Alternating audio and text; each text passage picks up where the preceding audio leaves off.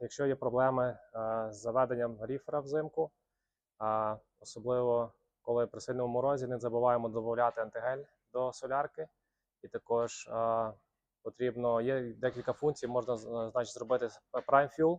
Зараз я вам покажу на відео, як це зробити. Якщо маємо проблеми з ріфером, що не заводиться зранку, тут є в меню Prime Fuel, це так якби автопідкачка. Нам потрібно піти в меню. І потім йдемо в самий низ.